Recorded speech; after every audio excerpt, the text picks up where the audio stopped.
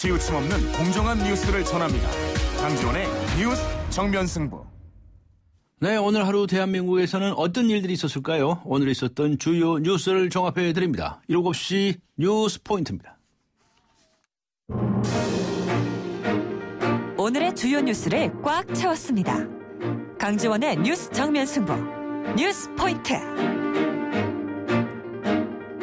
네, 먼저 정치권 등 우리 사회에 있었던 일들부터 살펴보겠습니다. 친절한 숙현 씨의 까칠한 뉴스. 시사 컬럼니스트 이숙현 씨 나오셨습니다. 안녕하셨습니까? 네, 안녕하세요. 세월호 사고 희생자들에 대한 배상 그리고 보상 지급 기준 등이 오늘 발표가 됐죠. 그렇습니다. 세월호 사고로 희생된 사람이 총 304명이었습니다. 네. 1인당 배상금 기준이 발표됐는데요. 이 단원고 학생들의 경우에는 배상금 4억 2,500여만으로 지급이 되고요. 교사는 7억 6천만 원가량이 지급될 것으로 보입니다. 또 일반인 희생자의 경우에는 소득과 연령에 따라서 약 1억 5천만 원에서 6억 원대까지 편차가 상당히 클 것으로 예상됩니다. 국가에서 정한 배상금과 별개로 국민성금 등을 통한 위로 지원금도 함께 받게 됩니다. 해양수산부는 어제 1차 배상 및 보상 심의회를 열고요. 이같이 결정했다고 오늘 밝혔습니다. 네. 그런데 위자료 기준을 통상적인 교통사고라든가 또는 산업재해라든가 이런 사건의 손해배상액 산정 기준에 따라서 결정했다는 것인데 여기에 대해서 다른 얘기가 있다면서요? 네, 그렇습니다. 그 세월호 사고는 선박 도입부터 운항까지 그리고 사고 발생 이후에는 구조 과정에서 국가의 책임이 상당히 큰 사고인데 그럼에도 불구하고 교통사고와 같이 다루는 것은 문제라는 일부 주장이 나오고 있습니다. 세월호 특유의 간사를 맡고 있는 황필규 변호사는요. 이 세월호 참사는 정부의 합작품이라는 점이 고려돼야 된다면서 마치 청해진 해운만 잘못이 있는 것처럼 국가의 책임을 피해서는 안 된다고 지적했습니다. 이에 대해서 정부는요. 배상금은 법원에서 구상을 위해 다퉈야 되기 때문에 통상 법원이 인정하는 기준을 토대로 결정했다고 답변했습니다. 한편 오늘 배상금 발표 과정에서 이와 전혀 무관한 위로 지원금이나 보험금까지 함께 발표한 것에 대해서 기자들로부터 지적이 있었는데요. 정부는 언론에서 문의가 많아서 발표한 것이다 이렇게 해명을 했습니다. 네, 세월호 유가족들은 현재 시행령 철회를 요구하면서 농성 중이지 않습니까? 그렇습니다. 선체 인양. 진상규명을 요구하고 있죠. 네, 오늘 정부가 일방적으로 이 배상금 문제를 꺼내든 거에 대해서 상당히 불쾌감을 표시하고 있습니다. 지금 유가족들은 시행령 폐지와 선체 인양 등을 주장하면서 농성을 벌이고 있는데요. 일부 유족들은 그 유족과 국민을 분열시키려는 의도다라고 어떤 의혹까지 제기하고 있습니다. 가족협의회 유경근 집행위원장은요. 유족들은 진상규명과 선체 인양이 제대로 안 될 경우에는 4억 2천만 원이 아니라 4조 2천억을 줘도 안 받을 것이라면서 정부가 이런 식으로 수를 쓰지 말고 선체 인양을 하고 또 시행령을 폐기해서 다시 만들어진 어떤 진상규명을 해야 된다고 촉구했습니다. 네, 노동시장 구조 개편을 위한 합의 시한을 하루 넘긴 노사정. 지금도 협상을 계속하고 있죠? 아직 네. 타결되는 소식 안 나오고 있죠? 아직 안 나왔습니다. 네. 노사정위원회에 따르면 한국노총위원장과 한국경총회장 그리고 고용노동부 장관과 노사정위원장 등 대표자 4인이 오늘 오후에 다시 만나 이견 조율에 들어갔습니다. 앞서 노사정은 오늘 새벽 2시까지 쟁점을 조율했지만 해고 절차와 기준 그리고 취업 규칙 변경 가이드라인 등을 놓고 대립하면서 결론을 내리지 못했습니다. 특히 어제 정부가 기간제 근로자의 계약 기간을 4년으로 연장하는 문제 그리고 제조업종의 파견 허용 업무를 확대하는 안을 철회할 의사를 밝히자 이 재계가 논의 탈퇴까지 내비치면서 강력히 반대했던 것으로 전해졌습니다. 네. 이미 시한을 하루 넘긴 상태인데요. 오늘 중 결론이 날지 조금 더 지켜봐야 될 것 같습니다. 지켜봐야겠죠. 네. 네. 경상남도의 무상급식 지원 중단으로 오늘부터 각급 학교에서 유상급식이 시작이 됐죠. 그렇습니다. 반발이 있죠? 그렇습니다. 이 경남도가 무상급식을 중단함에 따라서 오늘부터 대부분의 학생들이 유상급식을 해야 했습니다. 그동안 무상급식을 받았던 28만 5천여 명 학생 가운데 21만 8천여 명이 급식비를 내야 됐고요. 나머지 6만 6천여 명의 저소득층 자녀와 특수학교 학생들만 무상급식이 유지가 됐습니다.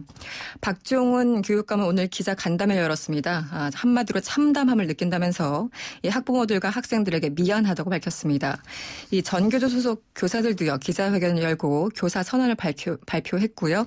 일부 학교 학부모들은 학교에 직접 조리시설을 설치해 점심을 준비하는 등 항의 시위와 반발이 확산되고 있습니다. 자, 이런 이제 무상급식 문제를 포함을 해서 무상급식이라든가 무상보육 정책에 관해서 새누리당의 유승민 원내대표가 5월경에 당의 입장을 정리한다. 이렇게 밝혔네요. 그렇습니다. 유승민 원내대표는 오늘 열린 정책의원총회에서요. 여러 가지 정책 사안에 대해서 입장을 밝혔는데요.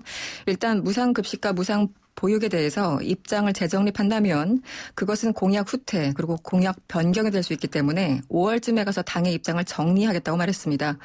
그러면서 4월 임시국회에서 공무원 연금 개혁 등 중요한 일을 먼저 처리해놓고 나서 다루겠다. 이런 입장을 보였습니다. 네. 하지만 정치권 일각에서는 4.19 재보선 일정을 감안해서 한마디로 폭발성이 강한 무상급식 문제 등 결정 시기를 늦춘 것은 아니냐 이런 분석도 나오고 있습니다. 한편 오늘 이 고고도 미사일 방어체계죠. 사드 도입 문제에 대해서도 언급이 있었는데요. 유승민 원내대표는 자신의 개인 의견을 고집하지 않겠다면서 이 자유로운 토론을 통해서 의견이 집약된다면 당과 청와대에 전달하겠다고 말했습니다. 네. 국회 자원외교 국정조사 특위. 청문회 한 차례도 열지 못하지 않았습니까? 그렇죠. 그런데 오늘 7일 활동을 마칠 가능성이 커져버렸다고요? 그렇습니다. 더 이상 새롭지도 않지만 여전히 걱정스러운 건 사실입니다. 여야는 오늘 해외 자원개발 국정조사 특위의 활동기간 연장을 위해서 협상을 벌였지만 증인 채택을 둘러싼 의견차를 좁히지 못해서 또다시 합의에 실패했습니다. 결국은 청문회를 한 차례도 열지 못하고 7일에 활동을 마칠 가능성이 커졌다는 얘기가 나오고 있습니다. 오늘 여야 간사가 만났습니다. 활동기간을 25일 연장하는 안을 두고 1시간 동안 논의했지만 절충점을 찾지는 못했습니다. 야당 측은 이명박 전 대통령과 최경환 경제부총리 그리고 윤상직 전 장관 등 5인방을 증인으로 채택하자 이렇게 주장을 했지만 새누리당 측에서는 야당의 증인은 뚜렷한 사실에 근거하지 않은 망신주기 공세라면서 거부했습니다. 또 야당은 청문회 증인 채택과 특위 활동기간 협상을 양당 원내대표에게 위임하자 이렇게 제안하기도 했지만 새누리당은 이 또한 거절했습니다. 결국 이명박 대통령의 말대로 뜬구름만 잡다가 끝나는 것 같습니다. 네. 마크리포트 주한 미국 대사 습격 사건을 수사 중인 검찰.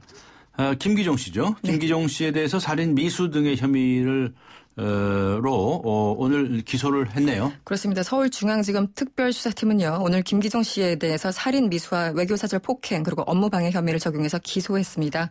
하지만 관심을 모았던 국가보안법을 적용하기에는 아직 증거가 불충분하다고 보고 내사와 이메일 분석 등 보강 수사를 통해서 적용 여부를 앞으로 결정한다고 합니다. 검찰은 법의학자 등에게 자문한 결과 리퍼트 대사가 입은 상처 등에서 살인의 고의가 있었다고 보고요. 상해가 아닌 살인 미수 혐의를 적용했다고 밝혔습니다. 네, 수고하셨습니다. 고맙습니다. 감사합니다. 네, 지금까지 시사컬럼니스트 이숙현 씨였습니다.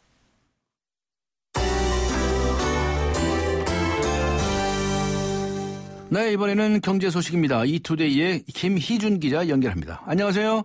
안녕하십니까. 네, 지난달 물가가 15년 만에 최저치를 기록하지 않았습니까? 그래서 네. 이 디플레이션 우려를 낳고 있는데 어떤 이야기입니까? 설명을 해 주시죠. 예, 지난 3월 소비자 물가 상승률이 4개월 연속 0%대를 기록했습니다. 통계청에 따르면 지난달 소비자 물가는 작년 같은 달보다 0.4% 오르는 데 그쳤는데요. 정부가 담뱃값을 2,000원 올린 데 따른 물가 인상 효과를 제외하면 사실상 마이너스 0.2% 수준을 기록한 것으로 보입니다. 네. 이런 상승률은 15년 8개월 만에 최저치를 나타낸 것인데요. 정부 관계자는 이 같은 저물가에 대해 농산물과 석유류, 도시가스 가격 하향세 등 공급층의 하방 요인들이 작용했다고 분석하고 있습니다. 실제로 농축수산물은 1년 전보다 0.8%, 전기, 수도, 가스는 1년 전보다 6% 떨어졌습니다. 문제는 물가가 사실상 마이너스를 그리면서 디플레이션 우려가 깊어지고 있다는 점입니다. 네. 물가가 낮으면 당장은 좋을 것 같지만 너무 낮은 물가는 기업들의 낮은 수익으로 이어져 임금 등 고용 여건에도 영향을 미칩니다. 때문에 구매력이 떨어지는 서민들이 물건을 사지 않고 안 팔리는 물건 탓에 물가가 또 내려가는 악순환을 반복하게 합니다. 네. 전문가들은 우선 4개월 연속 0%대 물가가 지속되면서 한국은행의 물가 전망치 1.9%가 하향 조절될 가능성이 높고 결국 이를 근거로 전망한 올해 세수 또한 감소될 것으로 보고 있습니다. 네. 여기에다가 지난달 수출도 3개월째 줄어들었다면서요? 예, 산업통상자원부는 지난달 수출액이 469억 8,800만 달러로 작년 같은 달보다 4.2% 감소한 것으로 잠정 집계됐다고 발표했습니다. 네. 이는 지난 1월부터 3개월 연속 감소폭을 확대하고 있는 것인데요. 정부는 이를 유가 하락의 영향 탓으로 보고 있습니다. 실제로 석유화학과 석유 제품을 제외한 수출액은 0.2% 늘었으며 지난해 수준의 유가를 반영하면 수출액은 2.0% 증가한 것으로 파악된다는 설명인데요. 또한 무역 수지는 83억 9,200만 달러로 전달에 이어 월간 최대 무역 흑자를 기록을 경신했다고 밝혔습니다. 문제는 불황형 흑자의 골이 깊어지고 있다는 점입니다. 네. 불황형 흑자란 경기가 불황기에 접어들었을 때 수출과 수입이 함께 둔화되면서 수입이 수출 감소량보다 더 많이 줄어 발생하는 것을 말합니다. 3월 수입액은 작년 동기 대비 15.3% 줄어 4.2% 감소를 기록한 수출액보다 하락폭이 훨씬 더 큰데요. 네. 무역흑자 또한 수입과 수출의 이 같은 감소폭의 격차 탓에 생겨난 것이라 그만큼 무역 규모가 쪼그라든 것으로 해석할 수 있어서 썩 달갑지만은 않은 상황입니다. 네, 그렇군요. 정부가 안심 전환 대출을 가지고 굉장히 인기를 끌지 않았습니까? 그런데 그 형평성 논란에 대해서 대책을 내놓겠다 이렇게 밝혔네요. 어떤 내용입니까? 예, 청와대 안종범 경제수석은 오늘 4월 경제정책 브리핑에서 안심전환 대출 형평성 문제에 대해서 제2금융권 대출자나 이미 고정금리로 대출받는 분에 대해 기존 지원책을 확대하든지 새 상품을 만든든지 배려방을 찾겠다고 밝혔습니다. 네. 안 수석은 금융위원회가 안심전환 대출과 관련한 여러 문제점에 대해서 미시적인 여러 대책을 종합적으로 준비해 발표할 예정이라며 이같이 언급했는데요. 안 수석은 또한 안심전환 대출 공급을 마무리하면서 향후 저소득 취약계층의 금융 지원에도 정책적인 노력을 집중하겠다면서 미소금융, 바꿔드림론, 햇살론 대출 확대 공급과 함께 국민임대주택 임차보증금 대출 대상과 한도 확대 등을 구체적으로 제시하고 있습니다. 네. 부채 부담을 줄이겠다는 정부 아니겠습니까? 네. 그런데 다른 한편으로는 또 복지 재정도 줄이겠다는 정책도 있죠. 네.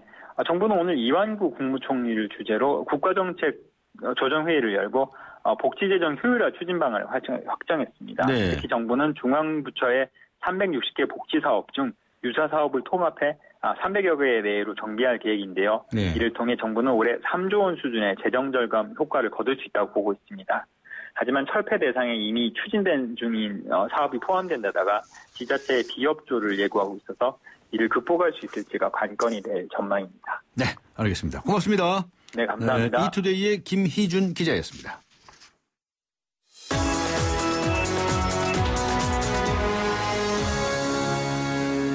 네, 이번에는 나라박 소식입니다. 오늘 하루 동안 세계에서는 어떤 일들이 있었을까요? YTN 국제부의 홍선기 기자 연결합니다. 안녕하세요. 네, 안녕하십니까. 네, 요즘 봄이어서 우리나라에도 미세먼지 주의보가 자주 발령되고 있지 않습니까? 네. 그런데 이 미세먼지가 불안 장애를 일으킬 위험이 있다고 하는 이런 연구 결과가 나왔다면서요? 네, 그렇습니다. 미국의 존스 홉킨스 대학 연구팀이 발표한 내용인데요. 네. 이 공기 중에 미세먼지에 자주 노출된 여성이 불안 장애가 나타날 위험이 크다는 겁니다. 이 미국 존스 홉킨스 대학의 멜린다 파워 박사는 간호사 건강 연구에 참가하고 있는 7만 1000여 명의 조사 자료를 분석한 결과 네. 이 초미세먼지 노출 정도가 늘어날수록 불안 장애가 발생할 확률이 높아지는 것으로 나타났다고 밝혔습니다. 이 연구팀은 불안 장애 테스트 이전 한 달 동안 초미세먼지에 노출된 정도를 가지고 분석을 했는데요. 네. 이 단적인 예로 초미세먼지에 가장 많이 노출된 여성은 가장 적게 노출된 여성에 비해 불안장애 증상이 나타날 가능성이 평균 12%나 높은 것으로 밝혀졌습니다. 네. 이 반면에 2.5미크론 이상인 대입자 미세먼지 노출은 불안장애 위험 증가와는 연관이 없었습니다. 이 같은 연구 결과는 이 영국 의학저널 최신호에 실릴 예정입니다. 그렇군요. 싱가포르 하면 아주 규제가 심한 나라로 알려져 있지 않습니까? 네. 이번에는 공공장소에서 심야에 음주를 하면 안 된다. 음주를 금지하는 그런 조치가 내려졌다고요? 네, 밤 10시 반부터 다음날 아침 7시까지입니다. 예. 싱가포르 정부는 공공장소에서 이 시간에 술을 마시는 것을 금지하는 법을 오늘 4월 1일부터 시행에 들어갔습니다. 예. 네, 편의점과 슈퍼마켓 같은 소매 판매점에서는 이 시간에 술을 파는 것도 금지됐습니다. 네, 싱가포르 정부는 또 시내 게일란과 리틀인디아 등 두 곳의 유흥 상업 지역을 음주 통제 구역으로 지정했는데요. 네. 이곳에서도 주말을 비롯해서 공휴일 전날 오후 7시부터 공휴일 다음날 오전 7시까지 술을 마시지 못하게 했습니다. 네, 법으로 이렇게 정했다고 한다면 아무래도 이거 어기는 사람에 대해서 처벌 규정이 당연히 있을 것 같은데요. 네, 물론입니다. 이 벌금 액수도 상당합니다. 상당해요. 이런 금주 규정을 어기면 처음에는 1,000싱가포르 달러, 우리 돈으로는 약 80만 원의 벌금을 물겠는데요. 네. 이 반복되면 벌금은 2배로 뛰어서 2,000싱가포르 달러, 약 160만 원의 벌금이나 최장 3개월의 징역형에 처하게 됩니다. 네. 말 그대로 술 한 번 잘못 마셨다가는 감옥에도 갈 수가 있는 겁니다. 그렇군요. 안내 일기의 주인공이 실제 사망 날짜보다 한 달이나 일찍 죽었다는 이야기가 있다는데 이건 무슨 이야기입니까? 네, 이 안내일기로 유명한 유대인 소녀 안네 프랑크가 나치 강제 수용소에서 공식 사망일보다 적어도 한 달 일찍 사망했다는 연구 결과가 나왔습니다. 네. 이 네덜란드 암스테르담에 있는 안네 프랑크 박물관 재단은 안네 프랑크와 그의 언니 마고는 1945년 2월에 사망했다면서 이 사망 시기를 수정해서 발표했는데요. 네. 이 재단 조사에서 유대인 학살 생존자 4명이 안네와 마고가 1945년 1월 말에 발진 티푸스 증세를 보였다 이렇게 증언을 했습니다. 그런데 이 발진 티푸스 감염자는 대개 첫 증세를 보인 지 약 12일 뒤에 사망한다는 게 재단이 근거로 두는 대목입니다. 이 재단 측은 이런 점을 감안하면 1945년 1월 말에 발병한 안네 자매가 3월 말까지 생존하지는 않았을 것이라고 보고 2월 말에 사망했다고 결론을 내린 겁니다. 이 지금까지 적십자사는 안네와 마고가 독일 북부 베르겐벨젠 강제수용소에서 1945년 3월 1일에서 31일 사이에 사망한 것으로 수정을 해왔는데요. 네. 이 네덜란드 당국은 이를 근거로 해서 안네 자매의 공식 사망일을 3월 31일로 정했었습니다. 근데 이번에 새로운 주장이 제기된 겁니다. 알겠습니다. 고맙습니다. 네. 네, YTN 국제부의 홍선기 기자였습니다.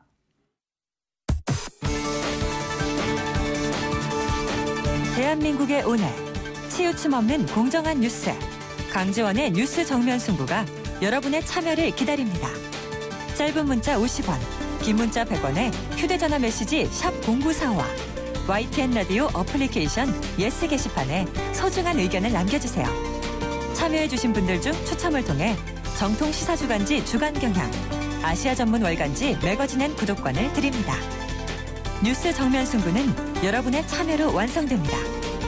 대한민국의 오늘 강지원의 뉴스 정면 승부.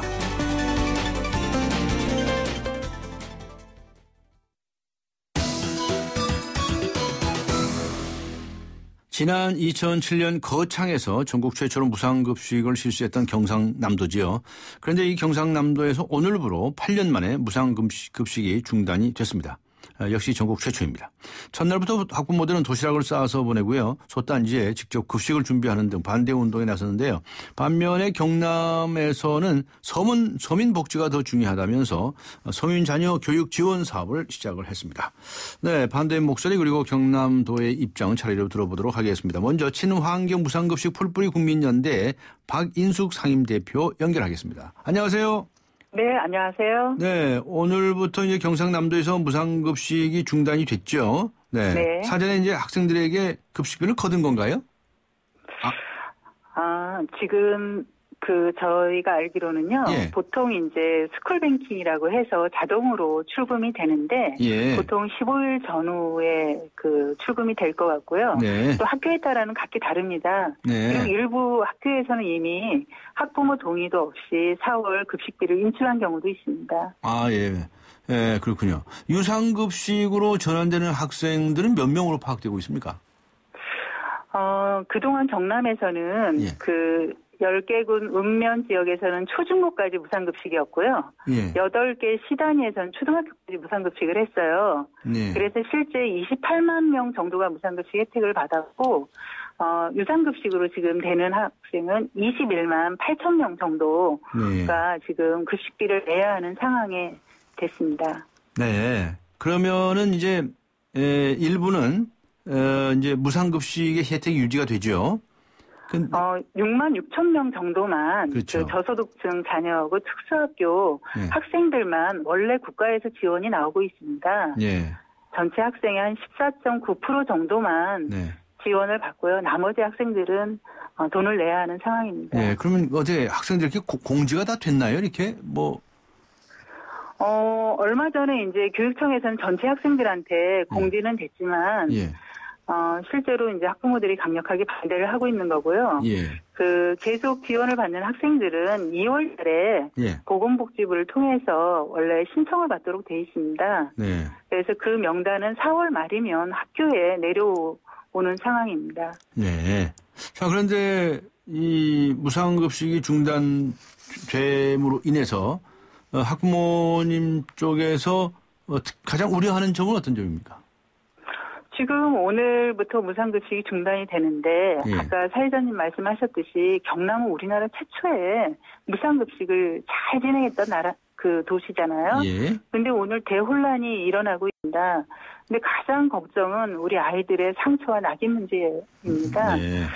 그동안은 밥 먹는 시간이 참 즐거웠는데 다시 아이들이 급식비를 내는 애와 안 내는 아이로 좀 나뉘어서 눈칫밥을 먹게 될 우려가 가장 저희는 걱정이고요. 네. 지금 그동안 농촌 지역은 좀 경제적으로 더 어렵고 아이들도 많거든요. 네. 그런데 갑자기 급식비를 내야 하기 때문에 가계 부담이 걱정이 되고 있고요. 네. 농민들도 난립니다. 네. 그동안 친환경 유기농으로 좋은 식재료를 계약 재배해서 학교에 제공을 했었는데 네. 갑자기 급식비를 학부모 부담으로 되면서 일반 급식재료로 쓰게 되면서 이분들의 납품 통로가 지금 막혀버리고 네. 상당히 지금 모든 점에서 어려움을 지금 예상되고 있습니다. 네. 그런데 이 학부모 부담이 되든 무상급식이 되든지 간에 이 계약 재배한 거 같은 건 유효하게 할 수도 있지 않을까요? 근데 급식비를 네. 학교에서 네. 직접 걷어야 하고요. 특히 이제 농촌 지역의 경우에는 네. 학교 규모가 작기 때문에 네. 급식 비용이 부담이 더 큽니다. 그래서 네. 이전에 무상급식을 할 때는 네. 그걸 고려해서 차등으로 규모에 따라 급식비를 지원을 했었거든요. 네. 근데 지금 현재는 학부모 부담으로 되니까 많이 받기가 어렵지 않습니까? 네. 그래서 실제로 합천 같은 데에서 열심히 하고 있는데 지금 당장 학교는 걱정이 되니까 계약 재배 이런 걸 좀 취소하고 있는 상황입니다. 아, 예. 자, 경남도에서는 이 무상급식으로 나갔던 재원을 가지고 서민 자녀 교육 지원 사업을 시작을 했다고 합니다. 맞습니까? 예, 시작하겠다고 지금 하고 있고 신청을 지금 받고 있는 상태에 있습니다. 예, 신청들 많이 하나요? 어제까지는 3만 명 정도 신청했다고 하는데 예. 실제로 이제 대상 학생은 한 10만 명 정도 됩니다. 예. 그래서 현재까지는 저조하다고 저희는 판단을 하고 있습니다. 네. 그래서 지금 일요일까지 접수를 막 독려하고 있다고 하는데요. 네. 예. 지금 현재 그 상태이고요. 네. 지금 학부모 입장에서 신청을 하는 사람이라 신청하지 못하는 사람이라 모두 불편하지 않겠습니까? 네. 자, 앞으로 어떻게 했으면 좋겠습니까? 일단은 홍준표 도지사가 네. 다시 되돌려야죠. 네. 진짜 우리 아이들한테 눈칫밥 정도는 먹이지 않을 수준의 경남도도 형편이 괜찮고요. 우리나라도 그 정도 규모는 된다고 봅니다. 네. 그래서 지금 오죽했으면 학부모들이 숫단지를 걸고 예. 직접 밥을 주고 학교 등교를 거부하고 급식비를 납부하는 이런 대혼란에 빠져있는 상황을 홍준표 도지사는 빨리 네. 제자리를 찾아줘야 된다고 생각합니다. 되돌릴 것 같지 않은데요? 저희는 강경한데 지금. 학부모들도 마찬가지입니다. 네. 예. 그러면 그래서 이제는 예. 좀 주민의 목소리를 듣고 예. 조정을 해야 한다고 보고요. 예. 저희는 이런 문제를 해결하기 위해서는 경남에서뿐만 아니라 예. 이제는 중앙정부가 나서서 네. 무상급식에 대한 대책을 세우고 학교급식법을 개정해서 네. 국가 재원을 지원하면서 네. 잘한 정책을 좀 발전시켜야 한다고 생각합니다. 알겠습니다. 고맙습니다. 예. 네, 감사합니다. 친환경 무상급식 풀뿌리 국민연대 박인숙 상임 대표였습니다. 네, 이어서 경상남도의 입장 들어보겠습니다. 경상남도 서민자녀교육지원 TF팀장이시죠. 류혜석 팀장 연결합니다. 안녕하세요. 예, 안녕하십니까. 선별적 무상급식으로 전환을 하셨죠? 예, 예. 그래서 이제 서민자녀 교육 지원 사업을 오늘부터 시작을 합니까? 예, 그렇습니다. 서민자녀 교육 지원 사업은 올해 전국에서 처음 시행하는 경남도의 서민자녀 교육 지원 사업입니다. 네. 이 사업은 우리 동네에 거주하는 서민 계층 자녀들이 조금 더 나은 환경에서 열심히 공부해서 계층 간의 교육 격차를 해소시키고 동등한 교육 기회를 제공하기 위해서 추진하는 사업입니다. 네. 구체적으로 어떤 지원을 해줍니까? 예, 이 사업 내용은 주로 서민 자녀들의 학력 향상과 교육 경비 지원을 위한 바우처 사업과 그다음에 맞춤형 교육 지원 사업, 그리고 교육 여건 개선 사업 등이 있습니다. 네. 먼저 바우처 사업을 좀 설명을 드리면은 이 바우처 사업은 전 그 시군 서민 자녀들에게 그 예민 동락 교육 복지 카드라고 50만 원 정도의 카드를 지급을 합니다. 네. 그래서 그 카드를 가지고 서민 자녀가 EBS 교재비를 산다든가 아니면 온라인 수강권 아니면 책방에 가서 또 자기가 사고 싶은 참고 도서를 구입한다든가 이렇게 지원금융 범위 내에서 자율적으로 네. 학생들이 학력 향상하기 위해서 구입할 수 있는 그런 사업이 되겠습니다. 네. 1년에 50만 원이군요. 50만 원 내는데 이제 초등학교, 중학교, 고등학교별로 예. 조금 차등해서 지원할 걸로 지금 현재 고려 검토 중에 있습니다. 1년에 그 정도 된다 이 말씀이시죠? 예. 그런데 뭐 그 전에도 서민 자녀들은 뭐 지원을 받는 게 많이 있었다고 하는 주장도 있던데. 중복 사업은 없습니다. 중복 네. 사업은 없고 예. 지금 현재 초중등 교육부에서 교육청에서 주고 있는 것은 이제 무상급식비. 무상급식비는 교육청의 고유 사무이기 때문에 당연히 교육청에서 줘야 되고요. 그 다음에 입학금, 입학료, 수업료, 그 다음에 교과서 구입비. 예, 요거만 지금 현재 교육청에서 지원하고 있고 우리는 그와는 전혀 성격이 다른 그런 사업들입니다. 네. 수혜자가 몇 명 정도 될 거로 예상하십니까? 지금 현재 우리 도내에 41만 6천 명 중에 한 24% 정도 되는 한 10만 명 정도로 지금 현재 예상을 하고 있습니다. 10만 명 정도? 예. 신청을 받고 계십니까, 지금? 예. 신청 접수는 지금 3월 16일부터 받고 있습니다. 그래서 우선 그 신청 방법은 학부모님이 그 주소지 연면동 사무소를 방문을 해서 이제 신청하시면 되고요. 네. 그 뒤로 우리 소득이라든가 재산, 그 신청하신 분의 소득 재산을 거쳐가지고 대상자를 선정을 합니다. 네. 지금 현재까지 신청을 말씀드리면은 어제까지 한 3만 8천 명, 네. 하루에 한 7천 명 이상이 연면동을 방문을 해서 지금 신청을 하고 있고 지금 계속해서 증가하는 추세입니다. 네.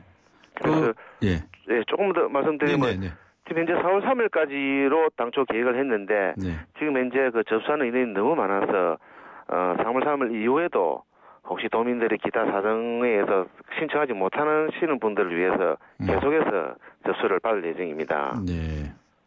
그 소득 재산이 어느 정도여야 됐는지 그 기준도 발표하셨습니까? 네, 그렇습니다. 기존에 그만 앞서 말씀드린 교육청에서 주고 있는 것은 최저 생계비 150%까지만 주고 있습니다. 예. 네, 우리하고 사업이 전혀 다른 입학금, 수업료, 무상급식비 이런 걸로 이제 지원했지만 우리는 이제 서민의 개념을 적용해서 서민 자녀 교육 지원 사업은 그 한 100% 정도 더 상향된 최저 생계비 250% 이하의 자녀의 초중고 학생들에게 지원을 하고 있습니다. 네.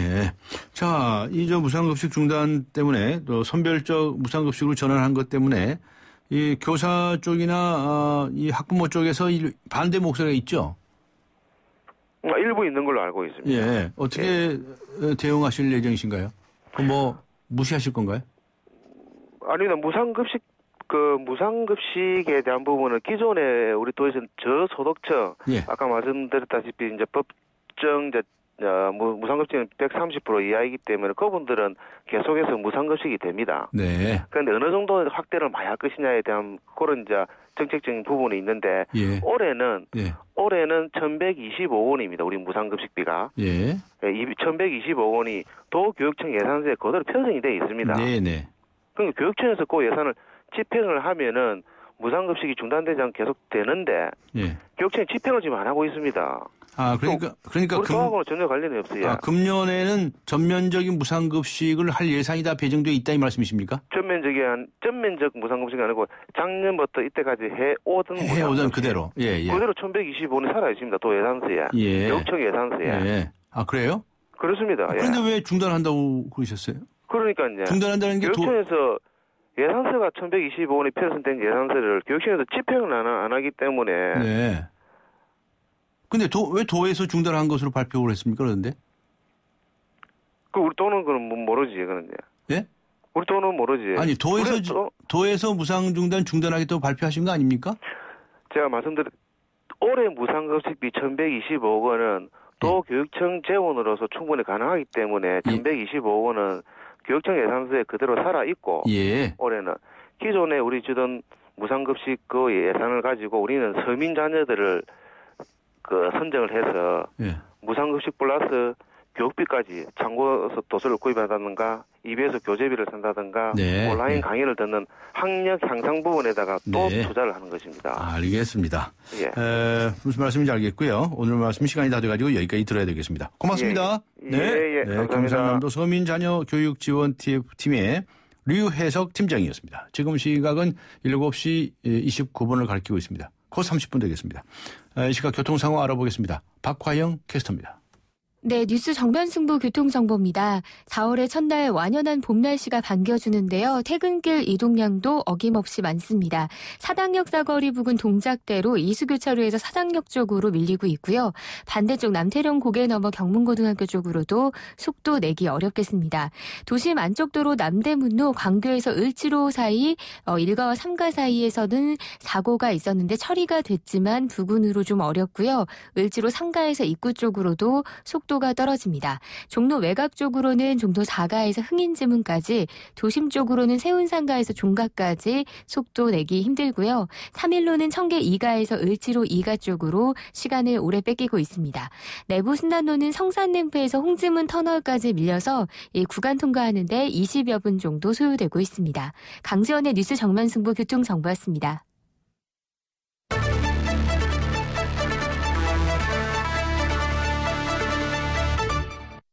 네, 오늘의 뉴스 생각하기 주제입니다. 만우절이 몇 시간 안 나왔는데요. 아직 못다한 거짓말이 있으십니까? 짧은 문자 50원, 긴 문자 100원의 유료 문자입니다. 우물정 0945, 우물정 0945번을 의견 주시기 바랍니다. YTN 라디오 애플리케이션 예스 게시판도 활용해 주시고요.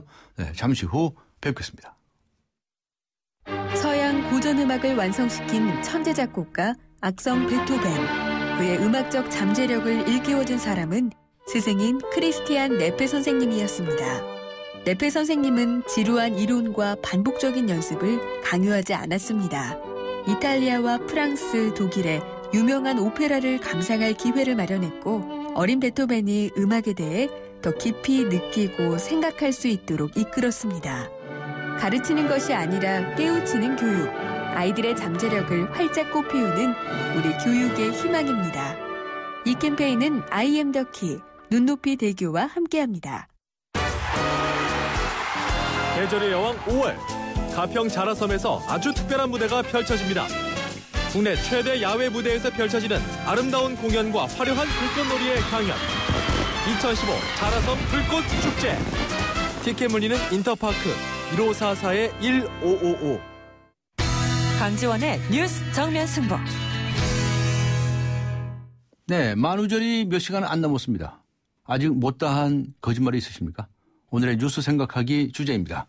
일본 차남과 총리가 위안부 할머니들에게 사죄했다고 합니다. 7449번님께서 보내주신 거짓말이십니다. 비정규직으로 일한 지 2년 만에 정규직으로 전환이 됐습니다. 8354번님께서 문자 보내주신 내용이고요. 정치인들과 고위공직자들이 거짓말을 하지 않겠다고 약속했습니다. 이것은 582번님께서 보내주신 거짓말입니다. 네, 정말 진실이 됐으면 좋겠는 아주 거짓말이로군요. 우물정 0945, 우물정 0945 아니면은 YTN 라디오 애플리케이션 예스 게시판에 의견 남겨주시기 바랍니다. 추첨을 통해서 정통 시사 주간지 주간 경향 그리고 아시아 지역 전문 월간지죠 매거진 N 구독권 보내드리겠습니다. 강전의 뉴스 정면승부 4부 들어갑니다.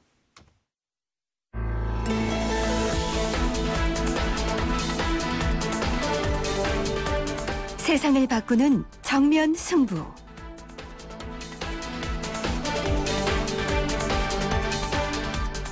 네, 세상을 바꾸는 정면 승부 매주 수요일 새 남자의 정치 수다 시간입니다. 오늘도 공간과 미디어의 박상헌 소장님 그리고 김경진 변호사님 나오셨습니다. 안녕하셨습니까? 네, 안녕하십니까. 청취자 여러분께서도 우리 정치권에 하시고 싶은 말씀 있으시면 우물정 0945, 우물정 0945번으로 의견 보내주시기 바랍니다. 오늘 만우절이죠? 네.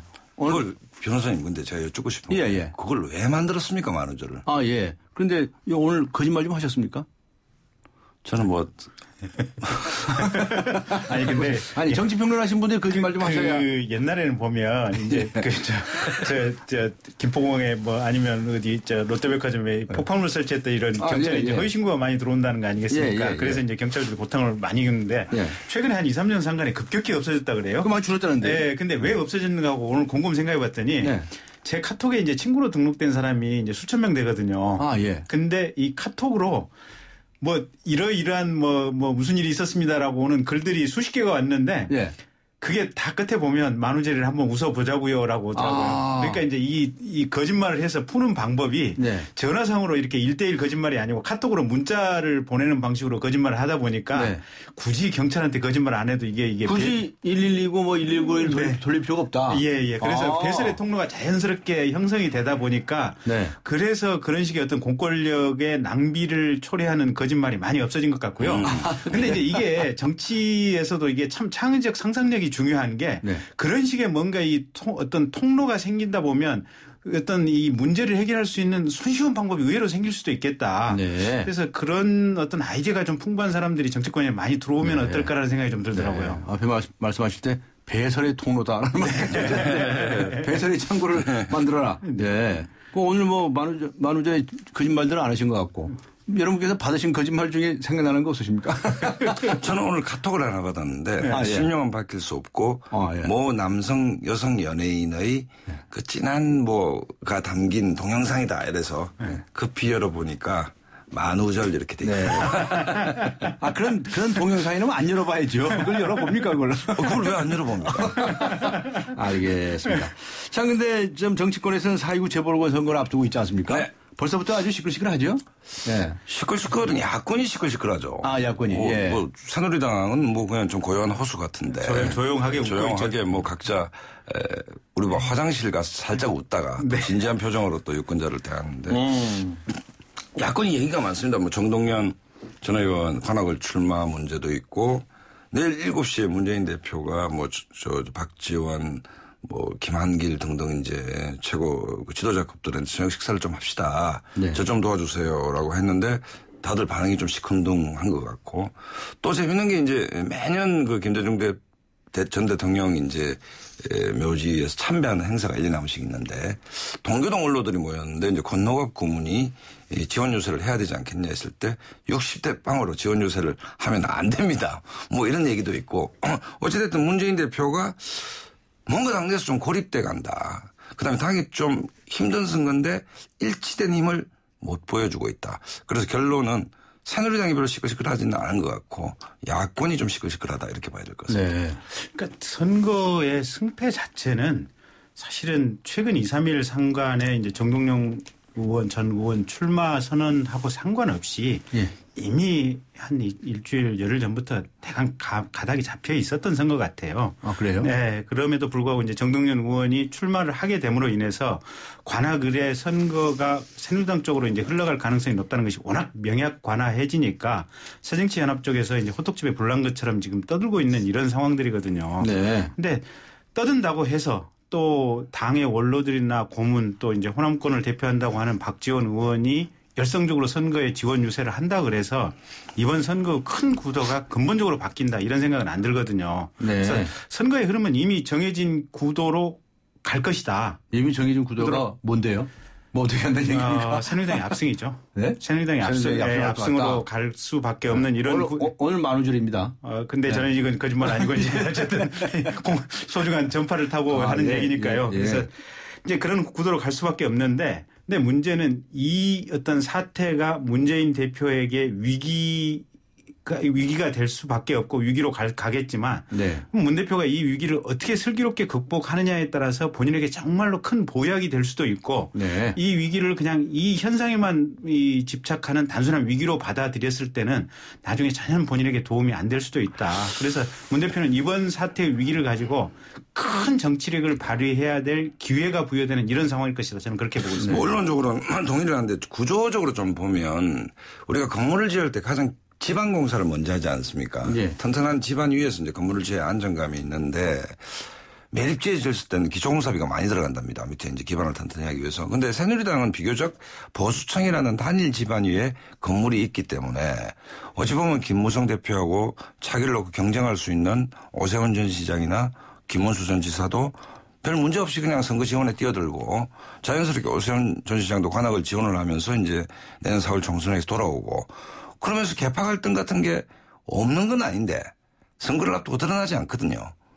그런데 야권은 보면 그 기반이 세조각 위에 건물이 서 있다고 봐집니다. 하나는 세조각? 친노. 친노. 하나는 호남. 하나는 안철수, 김한길은 중도. 네. 이런 그러니까 땅 구조가 세조각 위에 한 건물을 만들어놨기 때문에 한 지붕 세 가족이네. 그렇죠. 이 땅 기반이 갈라지면 건물이 무너질 수밖에 없지 않습니까? 네. 그 취약한 구조가 문재인 대표 이후에 최근 보궐선거 앞두고 좀 적나라하게 드러나고 있는 거 아니냐. 뭐 이런 느낌이 있고 결국은 그동안에 삼성 휴대폰보다 성능이 좋은 게 친노 모바일입니까? 아, 그래요? 네. 친노 모바일 나가뜨린 사람이 그거 얼마에 팔아요? 손학규, 안철수, 박지원.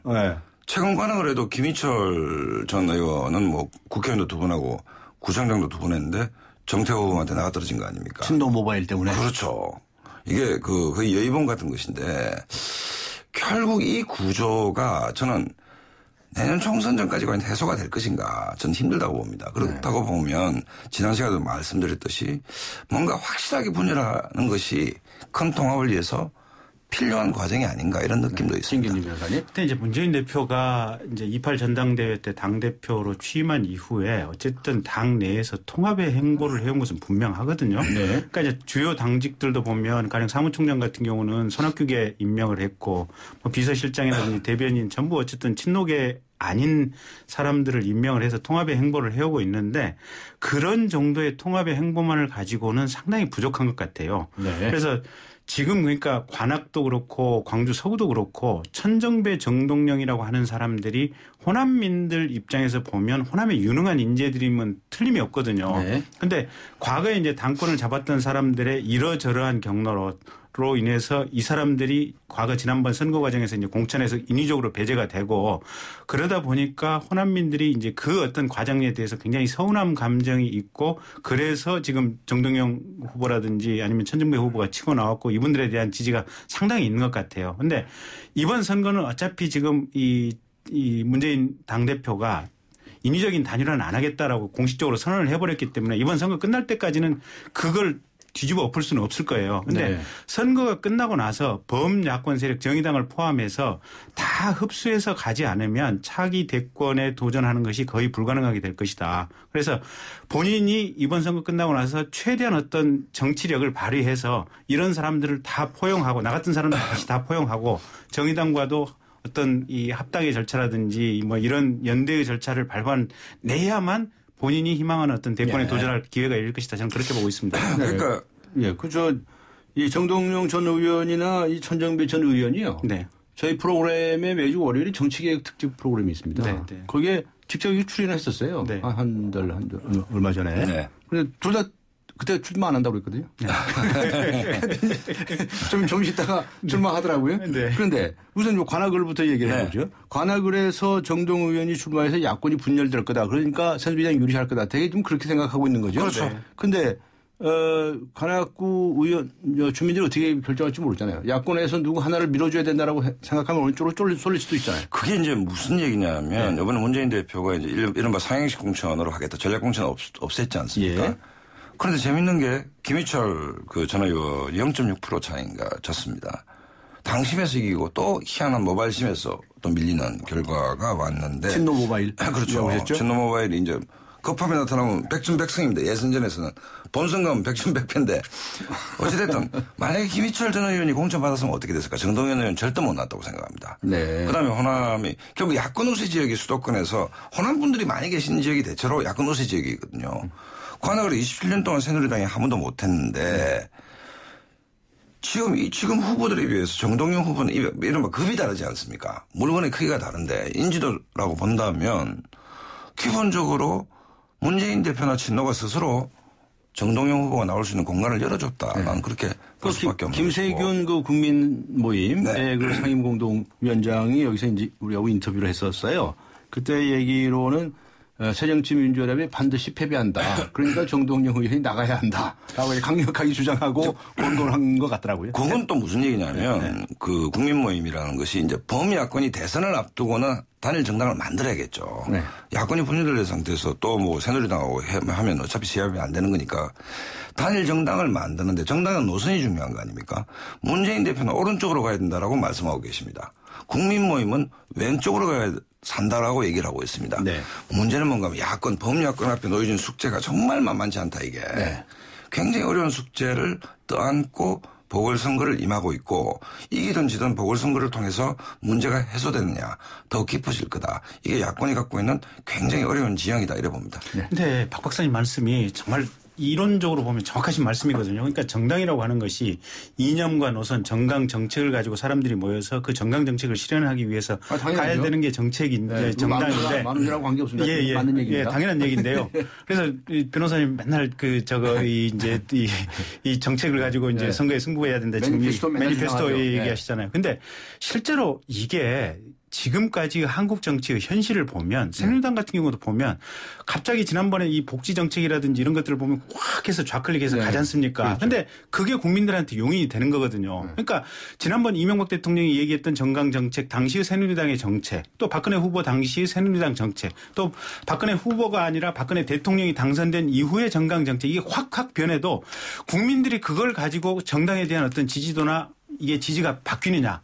사실은 또 그건 아니거든요. 그러니까 문제의 고민 지점이 이렇게 있는 것 같아요. 한국 국민들의 어떤 정책에 대한 충성도, 그다음에 지역이라든지 인적 연구와 관련해서 그걸 결정 요소로 가는 정당에 대한 충성도. 이게 이론과 현실이 상당 정도 괴리된 측면이 좀 있다. 네. 그런 현실을 받아들이고 집권을 위해서 목표로 간다면 정당 정책이 큰 틀에서 비슷할 수만 있다면 연대해서 가는 것만이 유일한 집권의 방향이다. 네. 이 세력이 쪼개진다면 사실은 집권을 현실적으로 포기해서 간다고 밖에 평가할 수 없다. 그런 면은 분명히 있습니다. 그러니까 옳으신 말씀인데 네. 그건 이제 리더십 문제로 보면 박근혜라는 후보가 왼쪽으로 갑시다 했기 때문에 오른쪽 집토끼들이 안심을 하는 것이거든요.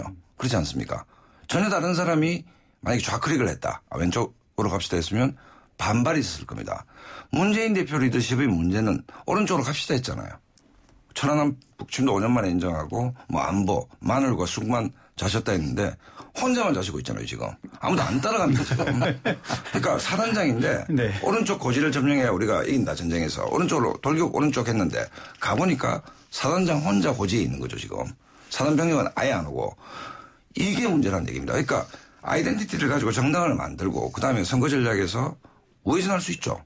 하지만 이게 컨센서스 위에 있는 것이지 즉 리더십의 문제이지 리더십이 없는 상태에서 좌회전 우회전은 그야말로 음주운전밖에 안 되는 정말로 그러니까 박 박사님 말씀하고 동의하는 게 그 리더십이라고 하는 것이 결국은 본인의 정치력이고 영향력 아니겠습니까? 그런데 문재인 당대표가 지금 상황이 매우 좋아요 보면 어쨌든 여야를 통틀어서 대선 후보 지지도로서는 지금 본인 28 전당대회 이후 계속해서 치고 나가면서 1위를 하고 있는 입장들이고 국민들도 문재인의 어떤 신선함이랄까 문재인의 어떤 인격적 신뢰성이랄까 이런 점은 상당히 좀 가치를 두고 있는 것 같아요. 이런 상황이라면 본인이 어쨌든 지금 이번에 나가서 출마한 정동영 또 나가서 출마한 천정배 정의당 이런 사람들을 끌어안을 수 있는 정치력을 앞으로 발휘할 수 있느냐 없느냐가 가장 본질적인 문제고 사실은 이번 선거에서 가장 큰 패착은 이건 것 같아요. 그러니까 이 단일화하지 않겠다. 인위적인 단일화하지 않겠다. 그런데 이 인위적인 단일화를 하지 않겠다고 하는 얘기는 어디서 나왔느냐. 통합진보당 해산 과정에서 지금 이 새누리당에서 얘기한 이 종북 숙주가 결국은 이 단일화 때문에 생겼던 것이 아니냐. 예. 그 비판에 그냥 인위적으로 거기에 매몰돼서 따라가다 보니까 결국은 새정치민주연합의 선거 전략을 새누리당이 규정한 대로 따라갈 수밖에 없는 이런 상황이거든요. 보면. 근데 네.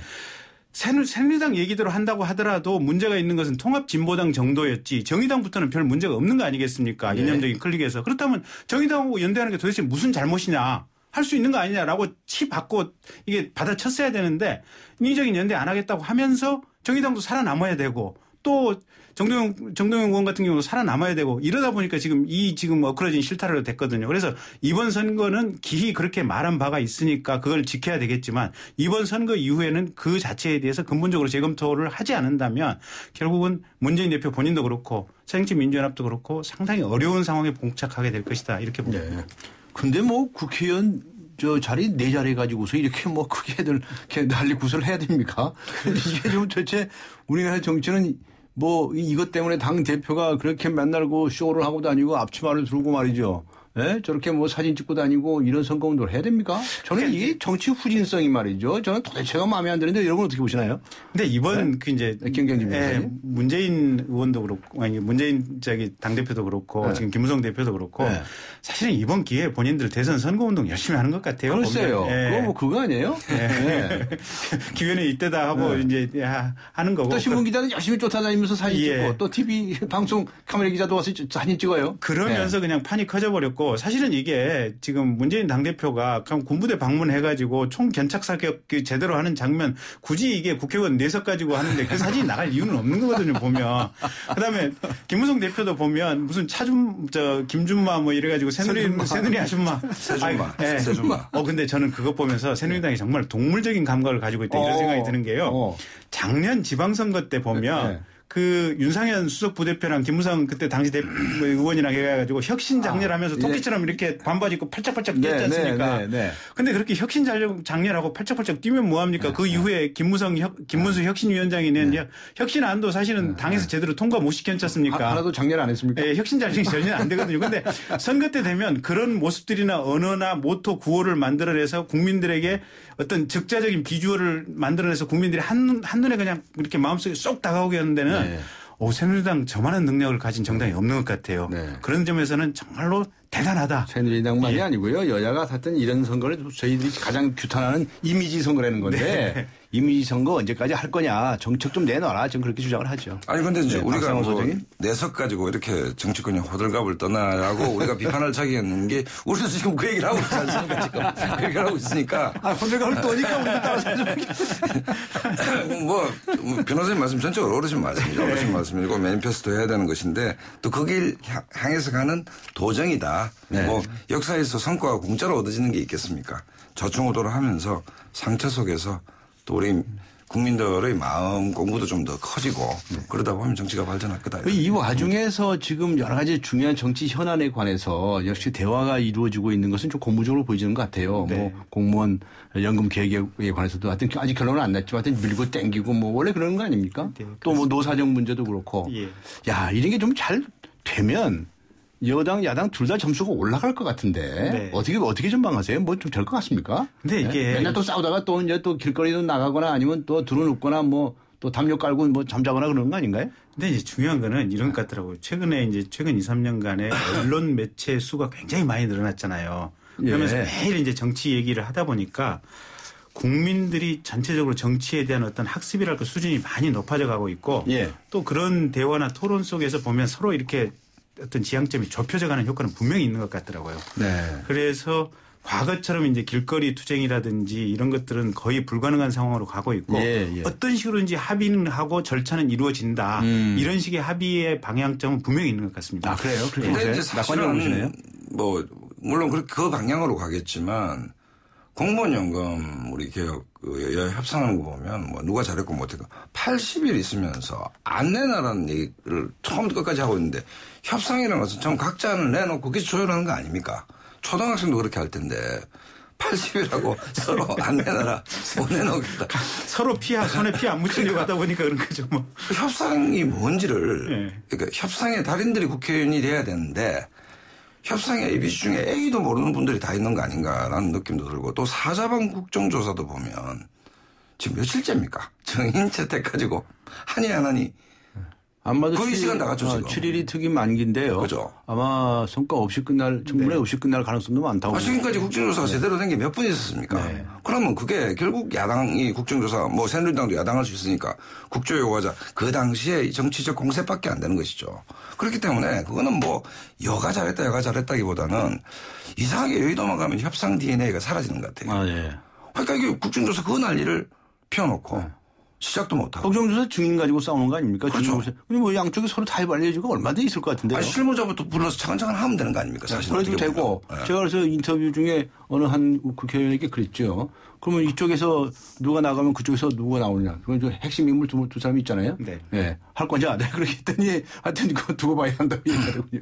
그러니까 아니 무슨 복싱하는 것도 이 선수 올라오면 이 선수 올라오는 것도 아니고 진상규명이 목적 아니고 국민들이 알고 싶은 것은 우리 그 예산이 낭비됐는지 정책적 실수인지 배임인지 비리가 있었는지를 알고 싶으면 차근차근 풀어가면 되는데 시작도 못하고 소장님 말씀하셨고요. 김경진 변호사님. 결국 포인트는 그거예요. 아까 변호사님 말씀하신 대로 이게 보여주기 그러니까 이미지 선거뿐만 아니라 이미지 정치 활동, 이미지 의정 활동을 하다 보니까 그런 거고요. 네.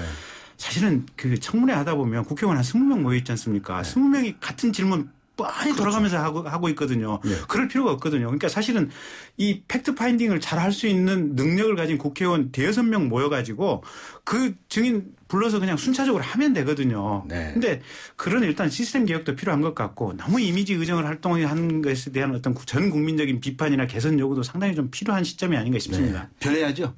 대한민국 정치관 변해야 합니다. 오늘 말씀 감사합니다. 네, 고맙습니다. 박상헌 공간과 미디어 소장님 그리고 김경진 변호사님 함께했습니다. 고맙습니다.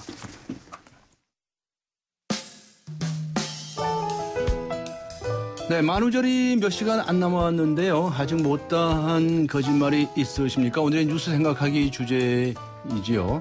8751번님은 이렇게 문자를 보내주셨습니다. 국회의원들은 1년 내내 만우절인 것 같습니다. 언제쯤 정치인들을 믿을 수 있는 날이 올까요? 라고 적어주셨군요. 네, 6650번님은 이렇게 보내주셨습니다. 하늘에서 거짓말처럼 살 집과 직장이 떨어졌으면 좋겠습니다. 네, 5508번님께서는요. 일본에서 독도가 한국 땅이라는 걸 인정했다고 합니다. 이거 거짓말입니다. 네, 오늘 만우절의 희망사항이었습니다.